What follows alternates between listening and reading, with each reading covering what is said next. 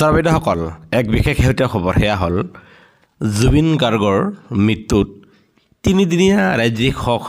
ঘোষণা কৰিছে ৰাজ্য চৰকাৰে আৰু যাৰ ফলত চৰকাৰে সকলো ধৰণৰ আনুষ্ঠানিক কাৰ্যসূচী বাতিল কৰিছে হয় শ্ৰোতাসকল কিয়নো আপোনালোকে ইতিমধ্যে জানে যে ৰাজ্যৰ আপোনাৰ যি প্ৰখ্যাত শিল্পী জুবিন গাৰ্গৰ মৃত্যুত তিনিদিনীয়া ৰাজ্যিক শোক ঘোষণা কৰা হৈছে আৰু সেই 3 দিন হ'ল 20 তাৰিখ 21 ছেপ্টেম্বৰ আৰু 22 ছেপ্টেম্বৰ তাৰ মানে 20 21 আৰু 22 এই 3 দিন আপোনাৰ ৰাজ্যিক শোক দিৱস হিচাপে পালন কৰা হ'ব আৰু যাৰ ফলত এই গুৰুত্বপূৰ্ণ খবৰ আমি আপোনালোকৰ মাজলৈ লৈ আহিছোঁ য'ত জুবিনৰ মৃত্যু 3 দিনীয়া ৰাজ্যিক শোক ঘোষণা 20